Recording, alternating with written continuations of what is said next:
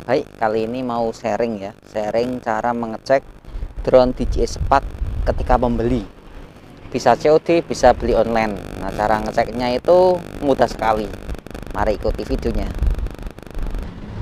Jika kalian beli online, itu yang pertama kalau unboxing itu harus divideokan, biar nanti kalau nggak sesuai deskripsi itu bisa dikomplain. Kalau COD ya langsung cek aja kondisinya. Nah, yang perlu kita ketahui itu yang pertama harus dilihat dari kemasannya, produknya sesuai brandnya DJI ya. Kadang ada yang beli DJI tapi yang dikirim drone mainan, itu ada. Kalau online memang harus lihat sellernya recommended atau tidak. Nah, ini kebetulan ada drone DJI Spark masuk. Ini kelengkapannya, ini kardus, terus remote, sama ini drone-nya. Kita buka. Oke, drone-nya ini. Terus yang kedua, kita harus cek kemulusannya, apakah sesuai dengan deskripsi seller enggak. Soalnya banyak yang bilang belum pernah crash tapi sini baling-balingnya ada yang lecet. Sebagai contoh, ini katanya belum pernah crash, cuma ya ini kalau ada baling-baling lecet kayak gini lebih dari satu, berarti ini pernah ya mungkin nyerempet mungkin nyerempet baling-baling. Terus harus dilihat dulu fisiknya benar-benar mulus enggak sesuai deskripsi sellernya. Oke, ini masih mulus ya, mulus banget, masih mulus. Terus ini yang ini masih kelihatan jelas, kadang nggak terlihat, itu berarti udah terbangnya udah tinggi atau mungkin sering menggunakan baterai kembung, jadi ini kegores habis. Ini masih segel ya. Segelnya kalau untuk Spark itu bisa lihat di sini. Nih, di sini ada seperti lem di sini. Terus yang perlu dilihat lagi itu bagian kameranya bersih, nggak ada biasanya sering tergores-gores, jadi nanti kalau terbang itu ngeblur. Ini masih bersih, sip. Selanjutnya cek baterainya kondisinya seperti apa. Nah, kalau Spark sendiri itu baterainya sering kembung. Untuk cara mengecek baterai kembung atau tidak itu ya ditekan kayak gini. Kalau ini kembung tipis, ini sekilas nggak kelihatan, cuma kalau ditaruh penggaris, itu penggarisnya itu seperti ngambang, nggak bisa nempel di sini. Nanti bisa dipraktekkan sendiri, coba pakai penggaris atau benda lurus ditaruh di atasnya kayak gini. Nah, nanti bisa nempel atau ada yang ganjel berarti udah kembung tipis. Ini termasuk udah kembung tipis. Ini cc nya udah 55 kali pemakaian pengecasan.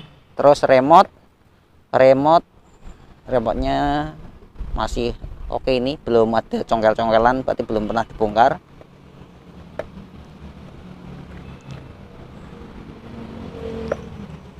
Masih lumayan mulus remote. Oke.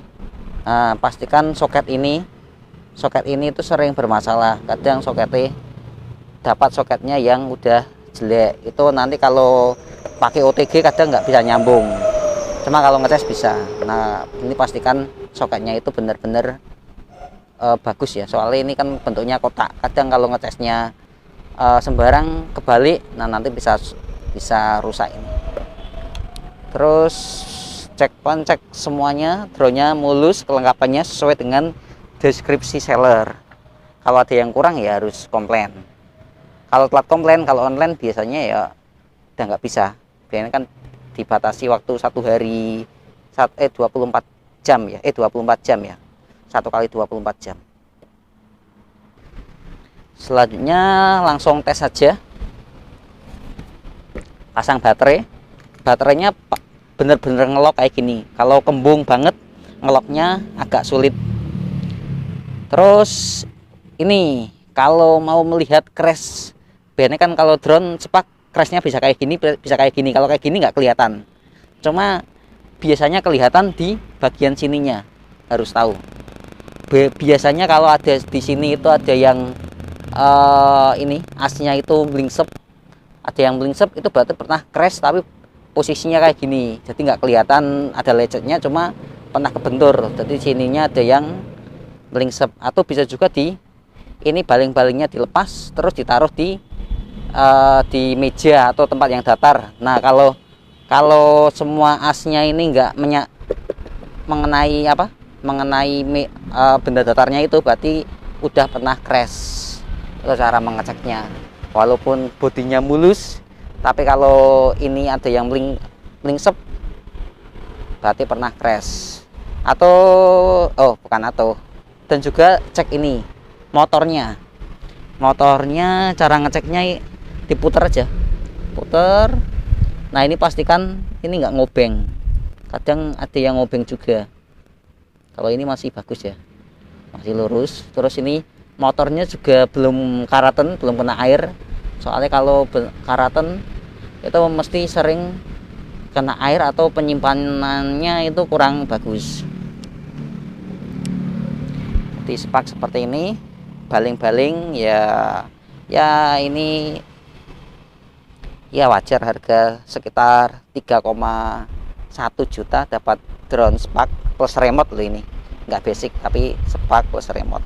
Cuma ini kardusnya itu aslinya bukan bawaannya kalau dilihat dari serial number. Oh iya, jangan lupa ini cek serial number, penting ini. Jadi ini di sini ada serial number SN ini. Yang ini harus sama dengan yang ini. Kalau beda itu berarti pernah ditukar-tukar atau mungkin bukan bawaannya. Terus kalau beda sama yang di sini, di kardusnya juga ada. Berarti ini drone bukan bawaannya. Kemungkinan ya mungkin kardus drone lain itu. Terus nanti kita cek apakah sama dengan yang di aplikasi serial numbernya atau enggak. Kalau enggak sama berarti mainboardnya pernah diganti. Seperti itu, harus sama. Kalau enggak sama ya berarti pernah diganti atau ditukar-tukar. Kita nyalakan, remote nyalakan.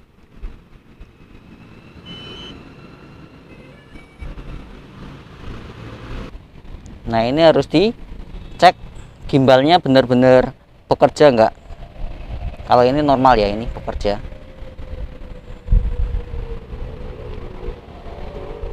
Terus remote udah connect, ini warna hijau. Kamera naik turun normal, agak pelan.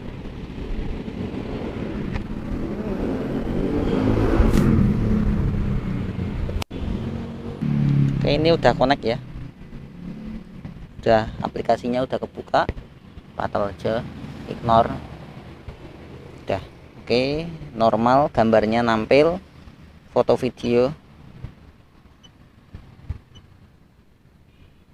Kenapa? Oke, sip. Oke, HP-nya rada lola. Sip, normal. Kita langsung nunggu GPS-nya. Tes terbang.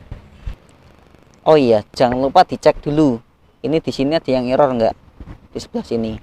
Ini normal semua ya. Kalau ada yang error nanti muncul di sini. Kalau ini normal semua. Kita langsung tes terbang. Tes terbangnya kalau pas pertama kali beli, kalau bisa di agak lapang, di tempat yang lapang.